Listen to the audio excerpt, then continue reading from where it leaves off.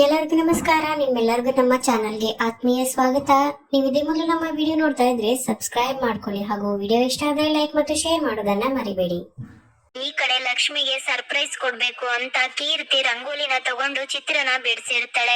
ಅದನ್ನ ನೋಡ್ಬಿಟ್ಟು ಗೊಂಬೆ ನೀನ್ ತುಂಬಾ ಗ್ರೇಟ್, ಎಷ್ಟು ಚೆನ್ನಾಗಿ ರಂಗೋಲಿ ಹಾಕ್ತಿ ಅಲ್ವಾ, ಇದನ್ನೇನಾದ್ರೂ ಲಕ್ಷ್ಮಿ ನೋಡ್ಬಿಟ್ರೆ ಫುಲ್ ಖುಷಿ ಆಗ್ಬಿಡ್ತಾಳೆ ಅಂತ ಮಾತಾಡ್ತಾ ಇರ್ಬೇಕಾದ್ರೆ ಅದೇ ಟೈಮಿಗೆ ಪೇಪರ್ ಹಾಕೋರು ಕೂಡ ಬರ್ತಾರೆ. ಬಂದ್ಬಿಟ್ಟು ಇಲ್ಲಿ ಕೀರ್ತಿ ಹಾಕಿರೋ ರಂಗೋಲಿ ಪಕ್ಕನೆ ಪೇಪರ್ ಹಾಕ್ಬಿಡ್ತಾನೆ.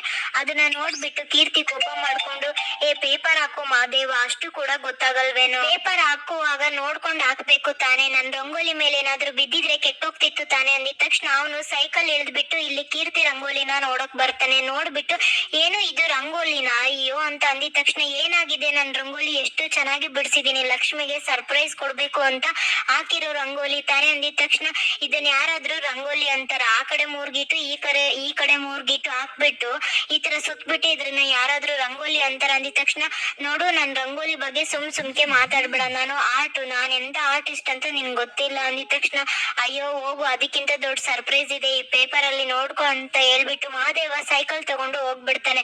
ಅಲ್ಲ, ಇವನಿಗೆ ಫ್ಲವರ್ ಬಗ್ಗೆ, ಕಾಲಿಫ್ಲವರ್ ಬಗ್ಗೆ ಏನು ಕೂಡ ಗೊತ್ತಿಲ್ಲ, ನನ್ ಬಗ್ಗೆ ಇವನ್ಗೆ ಏನ್ ಗೊತ್ತು ಅಂತ ಕೋಪ ಮಾಡ್ಕೊಂಡು ನಿಂತಿರ್ತಾಳೆ. ಆಗ ಪೇಪರ್ ಮಹಾದೇವ ಪೇಪರ್ ಅಲ್ಲಿ ಒಂದು ಸರ್ಪ್ರೈಸ್ ಇದೆ ಅಂತ ಹೇಳಿದ್ದ ಅಲ್ವಾ, ಆ ಪೇಪರ್ ತಗೊಂಡು ಕೀರ್ತಿ ಓದಿದ ತಕ್ಷಣ ಕೀರ್ತಿಗೆ ಫುಲ್ ಶಾಕ್ ಆಗ್ಬಿಡುತ್ತೆ. ಟೈಮ್ಗೆ ಈ ಕಡೆ ಕಾವೇರಿ ಕೋಪ ಮಾಡ್ಕೊಂಡು ಲಕ್ಷ್ಮಿ ಫೋಟೋನ ತಂದು ಹಾಲಲ್ಲಿ ಜೋರಾಗಿ ಬಿಸಾಕ್ಬಿಡ್ತಾಳೆ.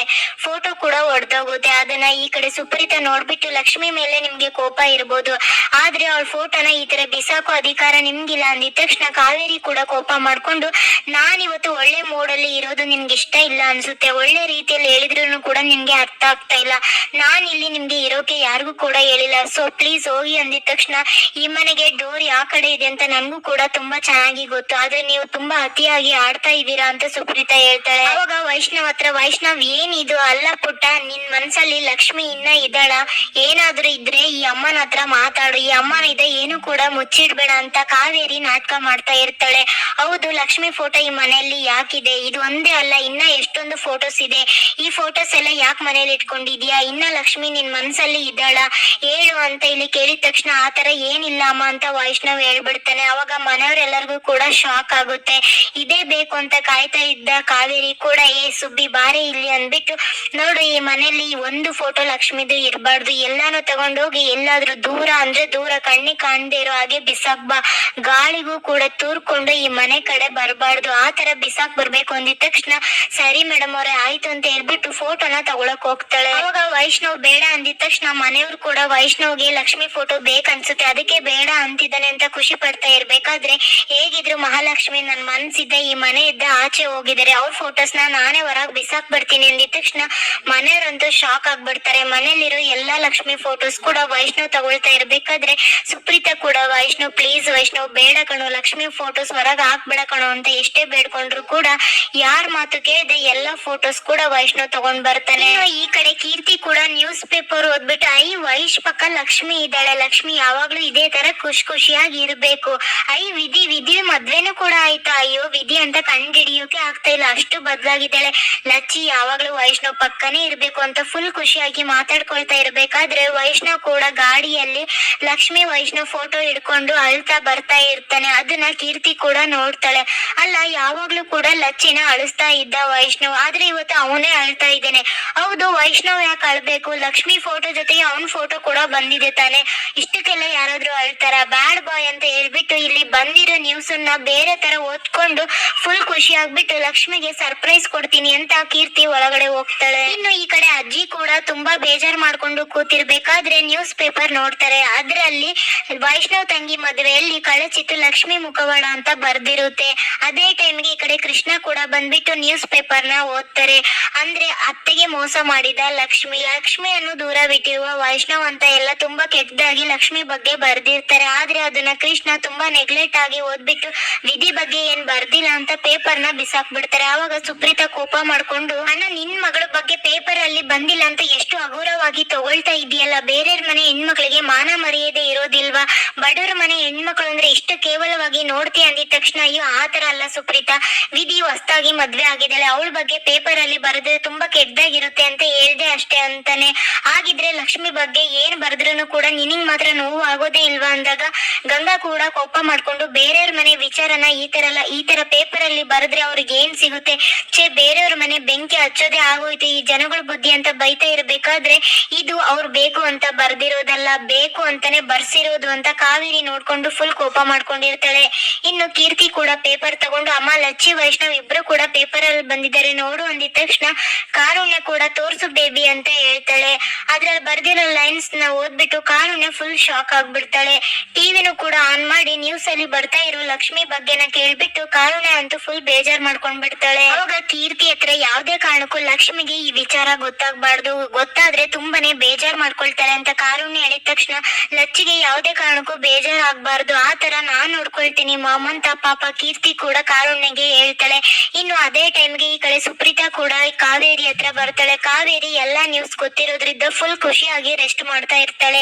ಇದನ್ನ ನೀವೇ ಮಾಡ್ಸಿರೋದು ಅಂತ ನನ್ಗೆ ತುಂಬಾ ಚೆನ್ನಾಗಿ ಗೊತ್ತು ಅಂತ ಸುಪ್ರೀತಾ ಕಾವೇರಿ ಹತ್ರ ಎಷ್ಟೇ ಫೈಟ್ ಮಾಡಿದಿರೋನು ಕೂಡ ನೀನು ನನ್ನಿಂದ ಏನು ಕೂಡ ಮಾಡ್ಕೊಳಕ್ ಆಗೋಲ್ಲ, ವೈಷ್ಣವ್ 2ನೇ ಮದ್ವೆಗೆ ಒಪ್ಕೊಂಡಿದ್ದೇನೆ, ಸೊ ಇನ್ನೇನಿದ್ರು ಪುಟ್ಟನ್ ಮದ್ವೆ ಮಾಡೋದಷ್ಟೇ ನನ್ ಕೆಲ್ಸ ಅಂತ ತುಂಬಾ ಆಟಿಟ್ಯೂಡ್ ಅಲ್ಲೇ ಇಲ್ಲಿ ಸುಪ್ರೀತಾಗೆ ಆನ್ಸರ್ ಮಾಡ್ತಾಳೆ. ಸೊ ಈ ಕಡೆ ಕಾವೇರಿ ಹತ್ರ ಸುಪ್ರೀತಾ ಮಾತಾಡಿದ್ರು ಕೂಡ ವರ್ಕ್ ಆಗ್ಲಿಲ್ಲ.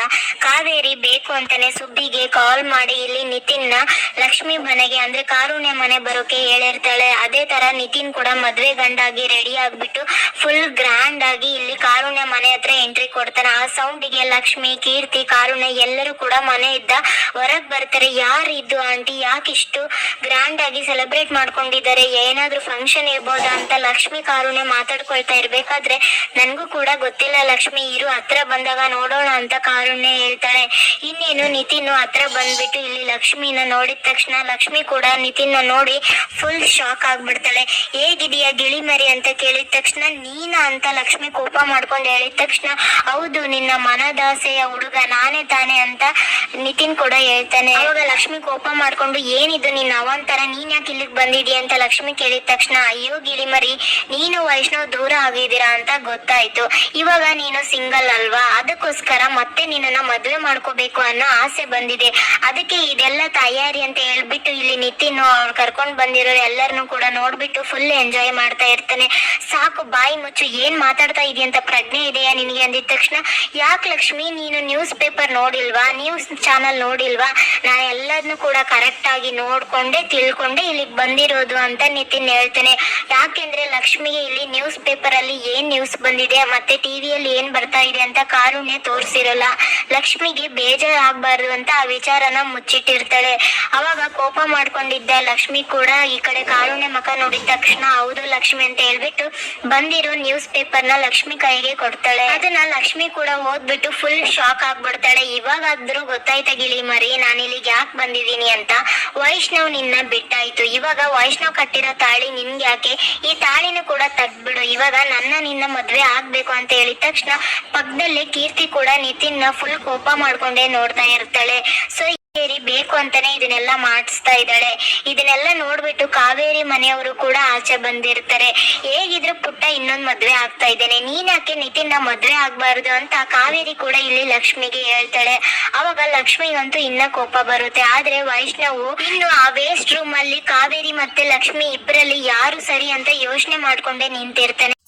ಇಲ್ಲಿಗೆ ಸಂಚಿಕೆ ಮುಕ್ತಾಯವಾಗುತ್ತೆ. ಮುಂದೇನಾಗುತ್ತೆ ಅನ್ನೋದನ್ನ ಮುಂದಿನ ವಿಡಿಯೋದಲ್ಲಿ ನೋಡೋಣ. ಶುಭ ದಿನ. ಧನ್ಯವಾದಗಳು.